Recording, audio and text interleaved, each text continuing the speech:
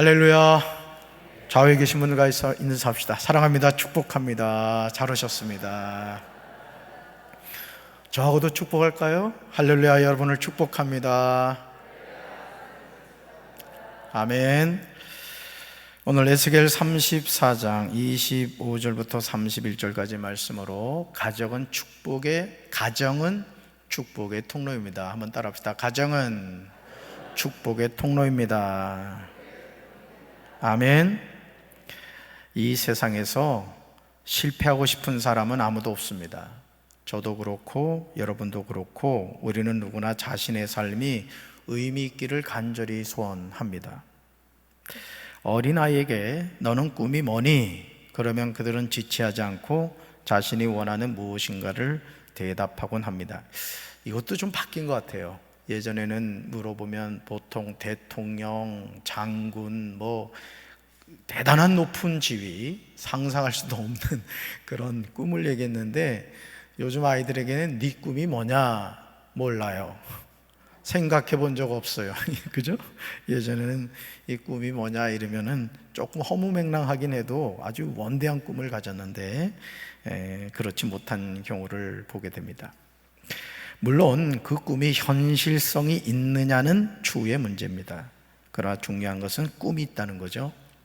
자신이 되고 싶은 무언가가 있다는 겁니다. 저와 여러분도 그렇지 않았습니까?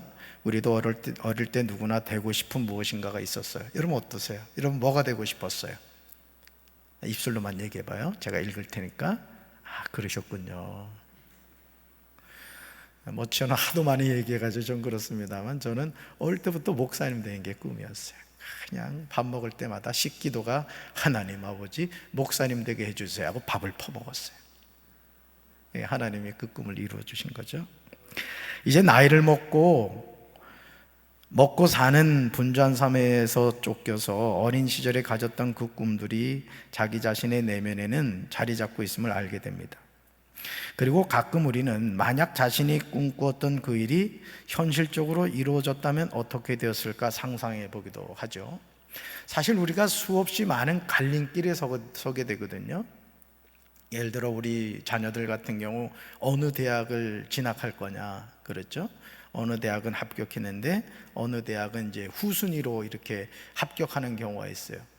그래서 이제 이 합격한 대학을 가려고 했더니 후순위로 있었던 대학에 어떻게 등록을 사람들이 많이 안 해가지고 여기도 합격했습니다 해가지고 이제 학교를 옮기는 경우도 있습니다만은 어쨌든 여러분 한번 자신의 꿈이 현실적으로 이루어졌다면 어땠을까 한번 상상해 보세요.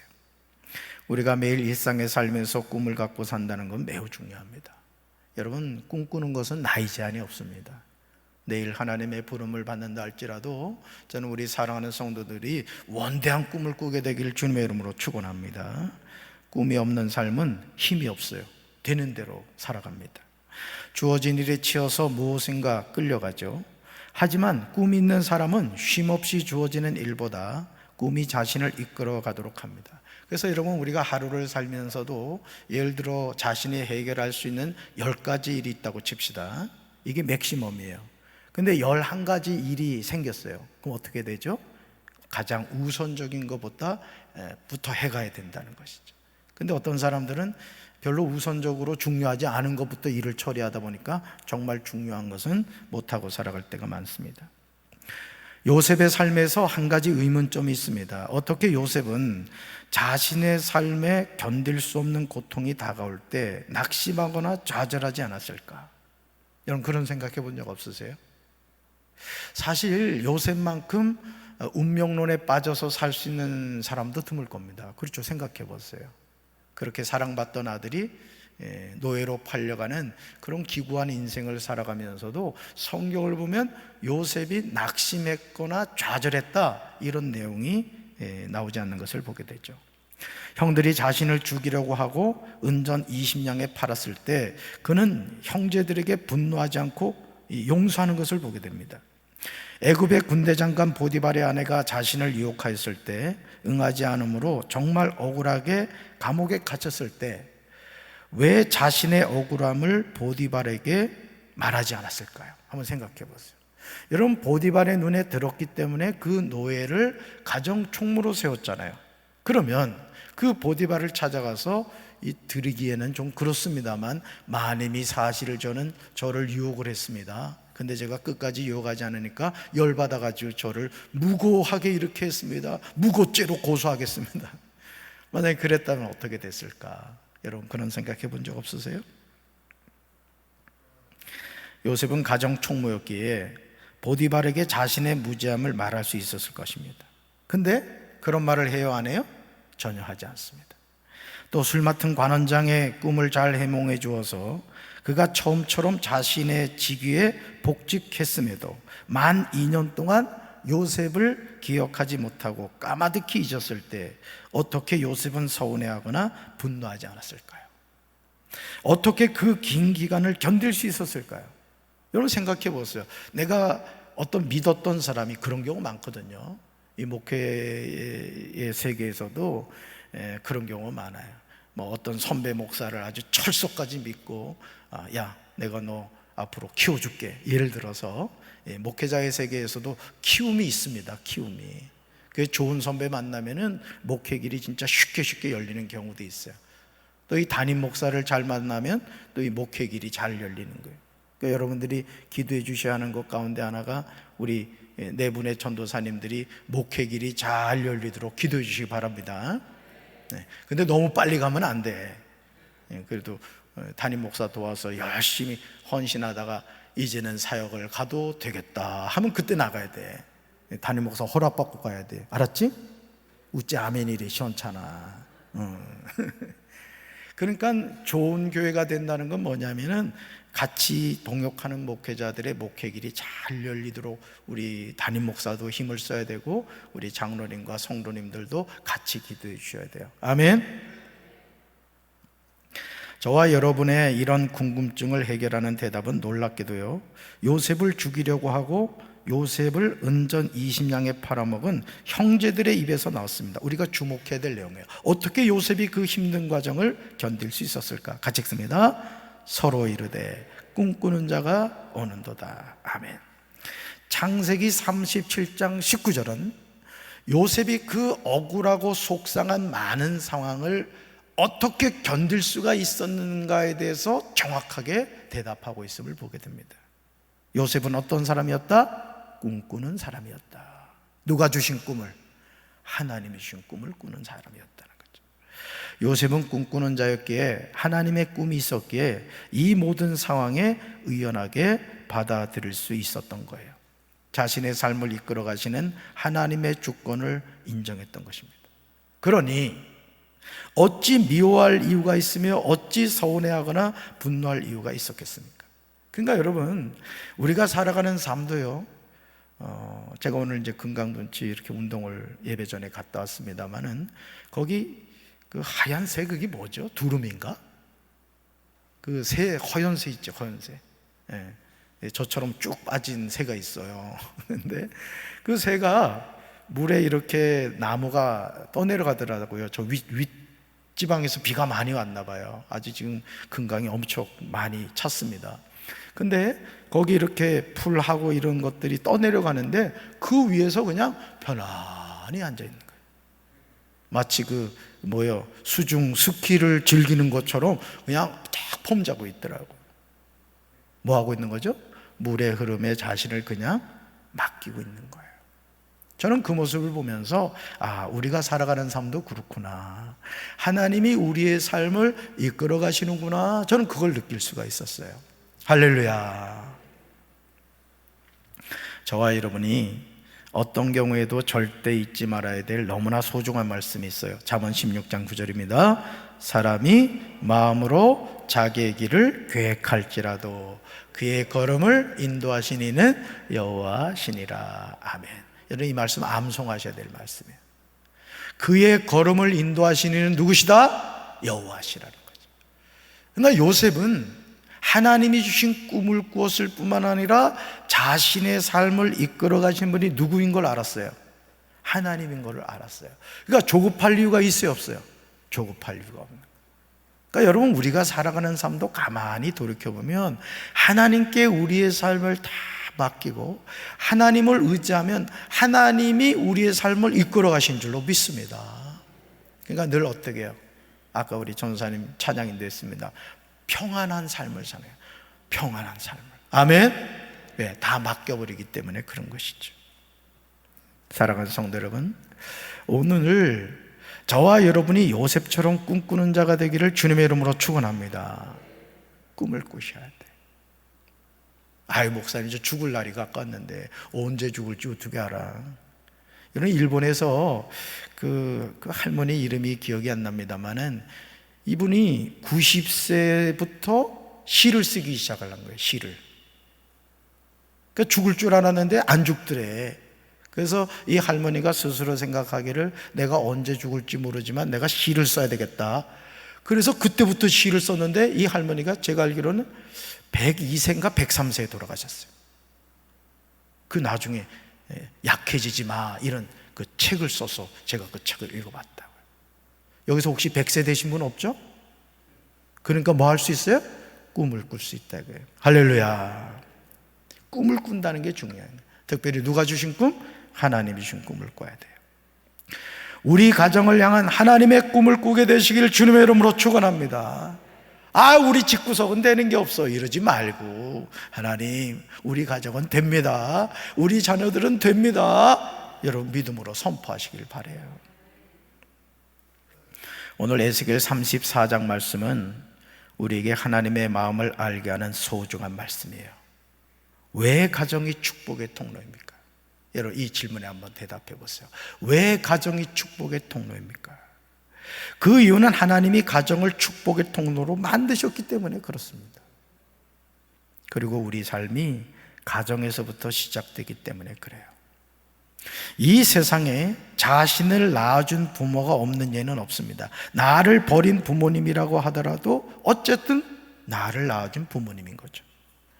가정이 하는 중요한 역할 세 가지가 있어요. 첫째, 읽어봅시다. 가정은 하나님과 화평의 언약을 맺은 장소입니다. 두 번째요, 가정은 우리를 악한 짐승으로부터 보호해 줍니다. 세 번째요, 가정은 우리를 평안히 거하게 하며 잠을 자는 장소입니다. 아멘. 에스겔 34장 25절은 가정이 하는 중요한 역할을 잘 보여주고 있어요. 같이 읽습니다. 내가 또 그들과 화평의 언약을 맺고 악한 짐승을 그 땅에서 그치게 하리니 그들이 빈들에 평안히 거하며 숲을 가운데서 잘지라. 아멘. 하나님은 아브라함만을 축복하지 않으셨습니다. 아브라함을 통하여 아브라함이 사는 가정을 축복한 거예요. 그러니까 여러분, 저는 우리 사랑하는 성도 여러분들이 가정에서 여러분이 복덩어리가 되시길 바라요. 아멘. 사실은 이 가정이라는 곳은요, 한 사람만 영적으로 껴 있어도 그 가정은 삽니다. 그 가정은 복을 받아요. 왜? 하나님은 그 한 사람을 주목하시기 때문에 그렇습니다. 여러분 보세요. 요셉이 노예로 팔려서 애굽의 노예로 갔죠? 그렇죠? 사랑하던 아들이 노예로 애굽에 팔려갔다고. 그런데 요셉이 나중에 고백하는 걸 보면 하나님의 오묘한 섭리가 있었던 거예요. 하나님의 계획은 뭐였어요? 미리 요셉을 애굽에 보내서 돗자리를 다 깔아놓게 한 거예요. 그래서 애굽의 총리가 되잖아요, 요셉을. 그래서 70명의 가족들의 식소를 거느리게 하는 것을 보게 돼요. 자, 지금 내가 노예 신분이라 할지라도 하나님이 나를 통해서 우리 가정을 축복하기 위한 것임을 깨달으시기 바라요. 아멘. 그러니까 그렇게 나의 인생을 바라본다고 하면은 언제나 우리의 삶은 뭐가 있어요? 하나님이 주신 소망이 있다는 거예요. 할렐루야. 만약 아브라함만을 하나님이 축복하셨다면 그 축복은 거기에서 끝났어야 합니다. 하지만 하나님은 아브라함을 향하여 다음과 같이 말씀하셨어요. 창세기 12장 1절과 2절입니다. 여호와께서 아브라함에게 이르시되 너는 너의 고향과 친척과 아버지의 집을 떠나 내가 내게 보여줄 땅으로 가라. 내가 너로 큰 민족을 이루고 내게 복을 주어 내 이름을 창대하게 하리니 너는 복이 될지라. 아멘. 아브라함을 복의 근원이 되게 하심으로 그의 아들 이삭과 그 후손들이 다 복을 받게 하신 거예요. 그러니까 한 사람이 중요한 거예요. 한 사람이 복의 근원이 되면 그 다음부터 어떻게 되는 거예요? 그 후손들은 복을 받게 된다 이거죠. 오늘 우리 가정은 아브라함과 약속하신 축복이 전해지는 장소인 줄로 믿습니다. 특히 하나님이 우리와 맺으신 화평의 언약이 존재하는 장소가 바로 가정이라는 거예요. 그러니까 여러분, 여리고성에 있었던 그 창녀 라합 보세요. 창녀예요. 부끄러운 삶을 살아야 됐어요. 근데 성경을 보면 그 라합의 마음속에는 가족을 사랑하는 마음이 있었다고요. 그래서 그 정탐꾼이 왔을 때 내가 당신들을 숨겨줄 테니까 나중에 이 여리고성을 점령하면 우리 가족을 살려달라고 부탁을 하죠. 자, 어떻게 하죠? 여리고성을 점령했을 때 라합의 그 집에 들어와 있던 사람들은 다 살았어요. 그러니까 한 사람이 영적으로 깨어 있었더니 그 한 사람 라합을 통해서 온 가문을 어떻게 했어요? 구원해 주시는 것을 보게 돼요. 할렐루야. 그 한 사람이 저와 여러분 되기를 주님의 이름으로 축원합니다. 이 화평의 언약이 무엇인가에 대해서 에스겔 34장 26절은 분명하게 기록하고 있음을 우리가 알 수 있죠. 같이 읽습니다. 내가 그들에게 복을 내리고 내 산 사방에 복을 내리며 때를 따라 소낙비를 내리되 복된 소낙비를 내리리라. 아멘. 그러므로 가정은요, 축복의 통로에 따릅시다. 가정은 축복의 통로입니다. 우리는 이 축복의 통로 역할을 감당하는 가정이 되어야 돼요. 우리 가정이 하나님과 화평의 언약을 맺었음을 기억해야 됩니다. 이 언약을 붙잡는 저와 여러분의 가정이 되기를 주님의 이름으로 축원합니다. 야, 이번에 그 강남에 완전히 물난리가 났잖아요, 그죠? 근데 어느 건물은 보니까 야, 그냥 앞에 물이 막 자동차가 떠내려가는데도 그 건물에는 물 한 방울 들어가지 않아. 알고 봤더니 2008년인가? 언젠가 하여간 3억인가 4억을 들여가지고 그 물을 차단하는 그걸 공사를 했다는 거야. 참 그 주인이 참 지혜롭더라고요. 그러니까 그 주인 한 사람이 3억인가를 들여가지고 그 가름막을 딱 해놨더니 강남에 물난리가 나는데 물 한 방울 들어가지 않는 거야. 한 사람이 중요한 거예요. 한 사람이. 자, 하나님이 약속하신 축복 세 가지가 뭐냐? 에스겔 34장 26절을 우리가 세 가지로 봅시다. 첫째, 읽습니다. 하나님은 하나님의 자녀들에게 복을 내리십니다. 할렐루야. 그러니까 하나님은 뭐를 주고 싶어 하시는 겁니다? 복을 주고 싶어 하셔요. 두 번째, 하나님이 하나님의 산 사방에 뭐를 내리신다? 복을 내리신다. 세 번째 봐요. 때를 따라 소낙비를 내리되 복된 소낙비를 내리십니다. 아멘. 사랑하는 성도 여러분, 하나님의 약속 세 가지 모두에 뭐란 낱말이 들어가 있어요? 복이라는 낱말이 들어가 있습니다. 저와 여러분이 좋아하는 찬송가 28장의 가사를 보시면 복의 근원 강림하사입니다. 무슨 말이에요? 이것은 복의 근원이신 분은 누구다? 하나님이시다. 하나님. 네, 여러분, 우리가 하나님의 마음에 드는 사람이 되면 하나님이 우리에게 뭘 주신다? 복을 주신다는 거예요. 그러니까 예수 믿는 사람은 복을 찾아가는 인생이 아닙니다. 복의 근원이 되시는 하나님을 잘 경외하며 살아갈 때 하나님이 우리에게 복을 주시는 줄로 믿습니다. 이게 중요하죠. 이 세상 모든 사람은 복을 얻기 위해서 복을 쫓아가요. 하지만 하나님의 자녀는 복을 쫓아가지 않아요. 복의 근원이신 누굴 쫓아간다? 하나님을 쫓아간다는 것이. 그러면 의도하지 않아도, 욕심내지 않아도 복의 근원이신 하나님이 우리 모두에게 복을 내려주신다는 거예요. 그러므로 에스겔 34장 25절에 나오듯이 하나님은 악한 짐승을 그 땅에서 그치게 하십니다. 우리를 모든 화와 재앙으로부터 지켜주세요. 하나님의 양떼들은 하나님이 함께 하시는 빈들에서 평안히 거하게 되는 거예요.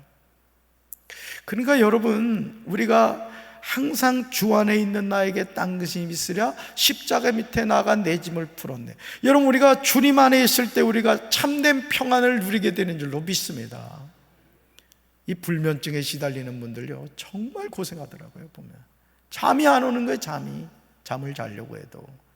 근데 어떤 사람은 머리만 갖다 대면 그냥 코를 막 고는 사람이 있어. 우리 집에도 그런 사람이 있어. 얼마나 사랑스럽게 들리는지. 정말 그래요. 여러분, 하나님이 나와 함께 하신다는 게 너무너무 감사하잖아요. 그지? 그러니까 불안하신 분들은 하나님께 평안을 구하시기 바라요. 할렐루야. 숲풀 가운데서 두려움 없이 평안히 자게 돼요. 왜냐하면 하나님이 양들을 먹이고 그들의 목자가 되어 주시기 때문이죠. 시편 91편 10절과 11절에도 하나님은 하나님의 자녀를 향해 같은 약속을 하세요. 은혜로운 말씀이에요. 같이 읽습니다. 화가 내게 미치지 못하며 재앙이 내 장막에 가까이 오지 못하리니 그가 너를 위하여 그의 천사들을 명령하사 내 모든 길에서 너를 지키게 하심이라. 아멘. 이 말씀 암송하시기 바라요. 화가 내게 미치지 못하며 재앙이 내 장막에, 내 가정에 가까이 오지 못한다는 거. 왜? 그가, 하나님이 너를 위하여 하나님의 천사들을 명령하사 내 모든 길에서 너를 뭐 하신다? 지키게 하신다는 게, 지키게 하신다. 할렐루야. 저는 눈이나 비가 올 때마다 하나님이 하신 일은 참으로 오묘하다는 생각이 들곤 합니다. 여러분, 가만히 생각해 보시기 바랍니다. 만약 사람의 힘으로 하늘에서 그 넓고 넓은 땅에 눈을 다 내리게 한다고 한번 생각해 보세요. 그게 가능합니까? 오늘 아침에 우리 이내를 학교에 데려다 주면서 이제 우리 어머니하고 엄마하고 통화를 했단 말이에요. 뭐 이런저런 이제 이야기를 하는데 어머니가 하시는 말씀이 아주 신기한 게 있대요. 생각할수록 신기하대요. 왜 그 얘기를 했냐면은 이제 강원도에 비가 많이 왔잖아요. 그래서 괜찮으시냐고, 비 피해는 없냐고 이제 이런 얘기를 하다가 저희 어머니 하시는 말씀이 너무너무 신기한 게 있대. 그래서 뭐냐고 그랬더니 저희 어머니 하시는 말씀이 어떻게 하늘에서 비가 그렇게 많이 내리냐는 거야. 여러분은 이 신령하지 못하니까 그게 궁금하지 않은 거야. 우리 엄마는 너무 신령하셔가지고. 그래서 제가 그랬잖아요. 엄마 모르셨구나. 이내하고 어제 저녁에 하늘에다가 내가 물 갖다 붓느라고 엄청 힘들었다고. 그랬더니 저희 어머니가 껄껄껄 웃으시는 거예요. 제가 가끔 어머니한테 아주 그냥 아재 개그를 해서 그냥 웃겨드리거든요. 밤새 이내하고 물 퍼다가 나르느라고 고생했다고 하니까 막 웃으시더라고요. 여러분, 백설기처럼 소복이 쌓인 눈을 보면서 저는 하나님이 행하신 놀라운 일을 느낍니다. 이런 비는 어때요? 일정한 굵기로 내리는 비를 보면서 스프링클러에 비하겠습니까? 너무너무 신기한 거예요. 그러니까 여러분, 우리가 영적으로 깨 있으면 단순하게 보이는 것들이 단순하지 않은 거예요. 하나님의 그 은혜가 너무너무 놀라운 거예요. 믿습니까? 그러므로 저는 시편 4편 8절의 말씀이 가슴으로 절절하게 느껴져요. 같이 읽습니다.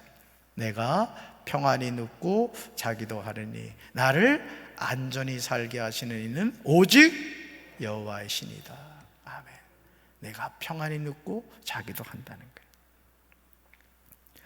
우리 하나님은요 정말 센스가 있으신 분이에요. 에스겔 34장 26절을 보시면 우리 하나님이 얼마나 하나님의 자녀들에게 복 주시기를 원하시는 분인가를 알 수 있어요. 좀 전에 읽은 말씀인데 다시 한번 보겠어요. 같이 읽습니다. 내가 그들에게 복을 내리고 내 산 사방에 복을 내리며 때를 따라 소낙비를 내리되 복된 소낙비를 내리리라. 아멘. 소낙비도 그냥 소낙비가 아니라는 거예요. 복된 소낙비라는 거예요. 자, 세 가지로 볼까요? 세 가지로. 첫째, 내가 그들에게 뭘 내린다? 복을 내린다. 두 번째요, 내 산 사방에 뭘 내린다? 복을 내려. 세 번째, 때를 따라 뭘 내리되? 소낙비를 내리되. 어떤 소낙비? 복된 소낙비를 내린다는 거예요. 놀랍게도 세 번에 걸쳐서 복을 내리고 복을 내리며 복된 소낙비를 내리리라고 말씀하십니다. 이런 하나님의 축복은 언제나 아름다운 열매를 맺게 되는 거예요. 땅은 풍성한 소산을 내게 됩니다. 결국 평안함을 얻게 되죠. 이 모든 것이 하나님의 은혜라는 거예요. 여러분, 에스겔 34장 27절 읽습니다. 그리한즉 밭에 나무가 열매를 맺으며 땅이 그 소산을 내리니 그들이 그 땅에서 평안할지라. 내가 그들의 멍에 나무를 꺾고 그들을 종으로 삼은 자의 손에서 그들을 건져낸 후에 내가 여호와인 줄을 그들이 알겠고. 아멘. 여러분, 이 에스겔서는 이 에스겔, 선지자 에스겔이 바벨론에 지금 포로로 가 있는 상태예요. 그러니까 이 말씀들은 이스라엘의 회복에 대한 약속인 것을 우리가 기억해야 됩니다. 그렇다면 왜 하나님은 이런 놀라운 복을 내려주실까? 우리는 하나님의 마음을 알아야 돼요. 에스겔 34장 27절은 그 이유에 관하여 다음과 같이 대답하고 있습니다. 같이 읽습니다. 내가 여호와인 줄을 그들이 알겠고. 아멘. 그러니까 하나님이 원하시는 건 뭐냐면 우리가 하나님을 인정하기를 원하신다는 거예요. 아, 이런 일을 행하신 분은 하나님이시구나, 하나님 영광, 하나님 감사합니다, 이런 반응을 얻기를 원하신다는 거예요. 산호라면 우리는 자꾸 중요한 한 가지 사실을 잃어버리죠. 그것은 하나님이 내 삶의 주인이시라는 거예요. 따라합시다. 하나님이 내 삶의 주인이십니다. 아멘. 그러므로 우리는 매 순간 스스로 말씀을 되뇌어야 돼요. 민수기 15장 41절입니다. 나는 여호와 너희 하나님이라. 나는 너희의 하나님이 되려고 너희를 애굽 땅에서 인도해 내었느니라. 나는 여호와 너희의 하나님이니라. 아멘. 민수기 15장 14절에서요, 세 번에 걸쳐서 하나님이 말씀하세요. 첫째, 읽어봅니다. 나는 여호와 너의 하나님이라. 두 번째요, 나는 너희의 하나님이 되려고 너희를 애굽 땅에서 인도해 내었느니라. 세 번째, 나는 여호와 너희의 하나님이니라. 아멘. 나는 여호와 너희의 하나님, 최진의 하나님이라는 거예요. 그러니까 내 삶의 주인이 누구시란 얘기예요? 하나님이시란 얘기예요. 하나님. 그러니까 여러분, 이 사실을 우리가 알고 살아가면 우리가 이 육신의 장막을 벗을 때도 두려울 이유가 없는 거예요. 왜? 아버지께로 가는 것이기 때문에. 아멘.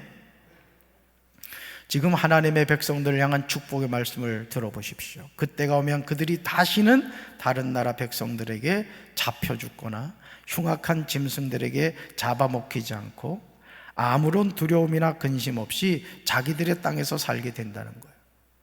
그때 하나님의 오곡백과가 무르익은 아름다운 평화의 동산을 만들어 주시며 아무도 더는 굶주리는 일이 없고 다른 민족들의 비웃음을 사는 일도 없을 거라는 거죠. 얼마나 놀라운 하나님의 은혜입니까? 사랑하는 성도 여러분, 이 축복의 말씀이 누구를 향한 것입니까? 하나님의 자녀를 위한 말씀들이라는 거예요. 그러니까 여러분이 성경을 이렇게 펼쳐서 읽으면서 뭘 깨달아야 되냐면 하나님이 나에게 약속하신 것이 뭐냐, 이거를 여러분이 기억하시라는 거예요. 그리고 성경에다가 이렇게 색깔을 칠하거나 밑줄을 그면서 아, 이 말씀이 나를 향한 말씀이구나, 암송도 하고 그 말씀을 읽기도 하고 선포도 하고 그러라는 거예요. 할렐루야. 정말 중요하죠. 이러므로 저와 여러분이 하나님의 자녀임을 분명히 믿는다면 우리는 이 축복의 말씀을 선포해야 돼요. 그러니까 자신을 향해서도 자꾸 축복하십시오. 너는 하나님의 복된 자녀다. 너는 하나님이 책임지는 인생이야. 자신을 향하여 자꾸 축복하며 사시길 바랍니다. 그리고 이 말씀을 의심하지 말고 믿어야 돼요.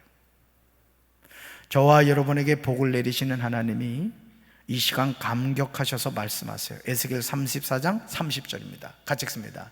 그들이 내가 여호와 그들의 하나님이며 그들과 함께 있는 줄을 알고 그들 곧 이스라엘 족속이 내 백성인 줄 알리라. 주 여호와의 말씀이라. 아멘. 아주 중요한 거예요. 그들이 내가 여호와 그들의 하나님이며. 그죠? 지금 하나님은 저와 여러분에게 중요한 세 가지를 알게 될 것을 말씀하세요. 첫째, 뭐예요? 그들이 내가 여호와 그들의 하나님임을 알게 된다. 여러분, 하나님이 여러분의 하나님이신 거 믿으십니까? 정말 중요한 겁니다.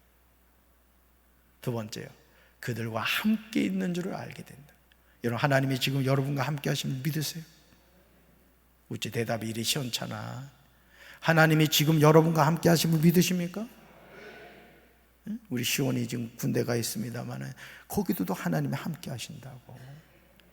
그러니까 여러분이 자녀들에 대해서 기도할 때 이렇게 기도하시란 말이에요. 하나님, 우리 자녀와 함께 계신 줄로 믿습니다. 기도하면 되죠. 세 번째, 그들 곧 이스라엘 족속이 내 백성인 줄 알게 된다는 거죠. 저는 이 미국이라는 나라를 이렇게 생각하면 제일 부러운 게 뭐냐면은, 이 미국 같은 경우는 말이죠, 자기 백성이 어느 나라에 이렇게 잡혀 있잖아요. 그러면 특수 대원들을 보내가지고 구출합니다. 왜? 미국 백성이라고요. 근데 우리 하나님은 미국보다 더 강하신 분이라고요. 끝까지 책임지시는 분이요, 천국까지 책임지신다. 할렐루야. 사랑하는 성도 여러분, 저와 여러분의 가족이 축복의 통로가 되기를 원하십니까? 그렇다면 가장 먼저 여호와 하나님이 우리 가정의 주인 되심을 매일 매순간 고백하며 사시길 바라요. 하나님, 우리 가정의 주인이십니다. 우리 자녀의 주인이십니다. 제 삶의 주인은 하나님이십니다. 날마다 고백하셔야 돼요. 그런 후에 하나님이 저와 여러분의 가정에 함께 계신 줄을 아시길 바라요. 그러니까 여러분, 하나님이 우리 가정에 함께 하신다. 하나님이 우리 자녀와 함께 하신다. 하나님이 우리 교회와 함께 하신다. 하나님이 우리 대한민국과 함께 계신다. 두려워할 이유가 있어요, 없어요? 두려워할 이유가 없는 거예요. 할렐루야. 여러분의 가정은 하나님의 백성임을 깨닫게 되시길 주님의 이름으로 축원합니다. 이 깨달음을 얻게 되면 우리는 결국 여호와 하나님께서 에스겔 34장 31절에서 하시는 말씀을 깨닫게 돼요. 하나님의 말씀을 깨닫는 것은 지혜요 축복입니다. 우리 말씀 같이 읽습니다. 내 양 곧 내 초장의 양, 너희는 사람이요 나는 너희 하나님이라. 주 여호와의 말씀이니라. 아멘. 이것도 암송하셔야 될 말씀. 인생의 여정에서 우리가 매일 매순간 고백해야 하는 두 가지 사실이 있어요. 첫째, 너희는 뭐다? 사람이다. 이걸 잊지 마세요. 나는 사람이구나. 나는 사람이구나. 이 고백은 두 번째 고백으로 이어지게 되는 거예요. 두 번째 읽습니다. 나는 너희 하나님이라. 내 삶을 책임지신 분이 누구란 얘기예요? 하나님이시라는 거예요. 잘난 척하지 말라는 거예요. 낙심하지 말라는 거예요. 어떤 상황이 있다 할지라도 나는 너의 하나님이라 말씀하신 그 하나님이 내 인생을 책임져 주시는 줄로 믿습니다. 그래서 어떤 사람이 성경을 이렇게 조사해 봤더니 두려워하지 말라는 말씀이 365번이 나오더라는 거예요. 1년은 며칠이요? 모르시는구나. 365일이요. 하나님은 우리에게 뭘 원하신다? 두려워하지 말라는 거예요. 왜? 나는 너희 하나님이라는 거죠. 누가 책임지겠다는 거예요? 하나님이. 아멘. 왜 이 두 가지 사실이 중요합니까? 그 이유는 나는 사람이라고 했을 때 이 말은 나는 하나님의 양이라는 사실 때문에 그렇습니다. 내가 하나님의 양이구나. 양은 목자의 돌봄이 없이는 살 수가 없습니다. 다시 말해서 우리는 주님의 돌봄이 없이는 잠깐도 살아갈 수가 없다는 거예요. 그러므로 가정이 축복의 통로로 회복되기 위해서 이 두 가지 사실, 즉 나는 하나님의 양이고 하나님은 양인 나를 돌봐주는 목자임을 고백해야 한다는 거예요. 이 고백을 가장 잘한 사람이 바로 목자였던 다윗이며 시편 23편은 그 대표적인 내용이죠. 같이 읽습니다. 여호와는 나의 목자시니 내게 부족함이 없으리로다. 그가 나를 푸른 풀밭에 누이시며 쉴 만한 물가로 인도하시는도다. 내 영혼을 소생시키시고 자기 이름을 위하여 의의 길로 인도하시는도다. 아멘. 여호와는 나의 뭐라고요? 목자시니 내게 뭐가 없다고요? 부족함이 없다는 거예요.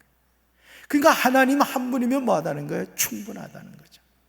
인생의 마지막 순간에요, 제가 장례를 할 때마다 느끼는 게 뭐냐면, 아무리 남편을 사랑해도 화로에 같이 들어가는 사람을 못 봤어요.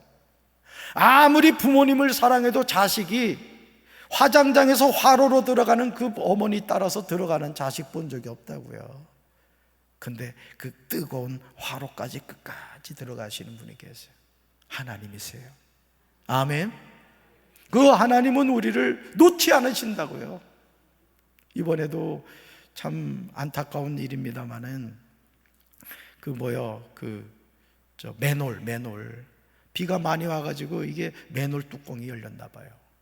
그랬더니 이 남매가 길을 가다가 이 누나가 이 맨홀에 그냥 푹 빠진 거예요. 그냥 빨려 들어간 거예요. 그러니까 동생이 그 누나 살리겠다고 하다가 남매가 다 그 맨홀에 들어가서 다 죽어버린 거예요. 피를 나는 남매지간도 누나가 맨홀 속에 막 빨려 들어가니까 살리려고 하는데, 하물며 우리의 목자 되신 하나님이 우리를 끝까지 책임져 주지 않겠습니까? 아멘. 새 찬송가 384장 나의 갈 길 다가도록 가사는 중요한 영적인 교훈을 줍니다. 특히 이 찬송가를 작사한 화니 크로스비는 어릴 때 눈 수술을 잘못해서 평생을 시각장애인으로 살았지만 90세가 넘을 때까지요, 영감 있는 찬송을 작사했어요. 그러니까 육의 눈은 멀어졌지만 영의 눈이 열린 거예요. 저는 우리 사랑하는 성도 여러분들, 육의 눈도 건강하시고 영의 눈도 열리시길 바랍니다. 할렐루야. 우리는 한 시간 후 어떤 일이 일어날지 알지 못해요. 그러나 중요한 사실은 우리는 하나님의 양이라는 거예요. 따라서 나는 하나님의 양입니다. 아멘. 하나님은 우리의 목자로서 우리에게 복을 내리시고 열매를 맺게 하시며 땅에 소산을 내십니다. 그러므로 우리 이 시간 이 나의 갈 길 다가도록 이 찬양을 할 텐데, 한번 믿음으로 이 찬양을 합시다.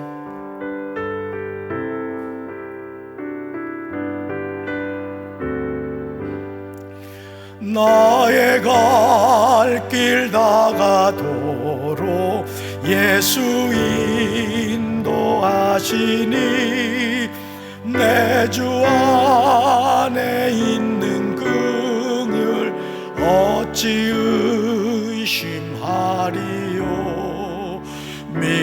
믿음으로 사는 자는 하늘 위로 받겠네.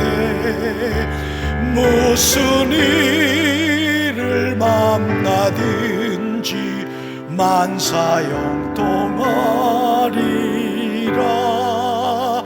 무슨 일을 만나든지 만사형통하리라.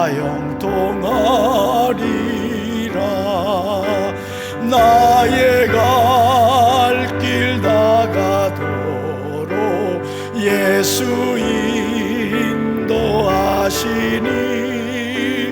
어려운 일 당함 때도 족한 은혜 주시네. 나는 심히 고단하고 영혼 매우 가라나, 나의 앞에 반석에서 샘물 나게 하시네. 나의 앞에 반석에서 샘물 나게 하시네. 나의 갈 길 다가도록 예수 인도하시니, 그의 사랑 어찌 큰지 말로 할 수 없도다. 성령 감화 받은 영혼 하늘 날아갈 때에 영영 부를 나의 찬송 예수 인도하셨네. 영영 부를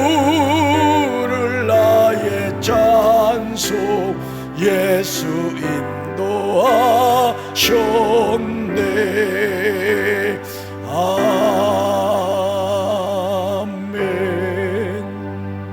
가슴에 손 얹읍시다. 하나님 아버지, 오늘 우리는 어떤 삶을 살아가고 있습니까? 가정은 축복의 통로라고 했습니다. 우리의 가정은 과연 축복의 통로의 역할을 감당하고 있습니까? 하나님이 선물로 허락한 사랑하는 자녀들을 기도와 말씀으로 양육하고 있습니까? 우리 자신 또한 하나님께 복받은 자녀이고 하나님이 기르시는 양임에도 불구하고 근심하고 두려워하고 염려하며 살아가고 있지 않습니까? 너희는 마음에 근심하지 말라. 하나님을 믿으니 또 나를 믿으라고 말씀하신 주님, 우리가 하나님의 양으로서 목자 되신 아버지를 바라봄으로 평안하게 하옵소서. 평안하게 하옵소서. 평안하게 하옵소서. 우리 가정이 축복의 통로가 되게 하여 주시고 우리 사랑하는 자녀들이 하나님이 주신 축복받는 자녀들 되게 도와 주시옵소서. 우리 사랑하는 성도들을 축복하여 주옵소서. 축복하여 주옵소서. 흔들어 넘치는 축복을 쏟아부어 주시옵소서. 이제는 우리 주 예수 그리스도의 크신 은혜와 하나님 아버지의 한없는 사랑과 성령님의 교통하심이 가정이 축복의 통로임을 알고 하나님의 복받은 어린 양으로서 평안한 삶을 살기 원하는 사랑하는 주의 백성들 위해 이제부터 영원토록 함께 하시기를 간절히 축원하옵나이다. 아멘.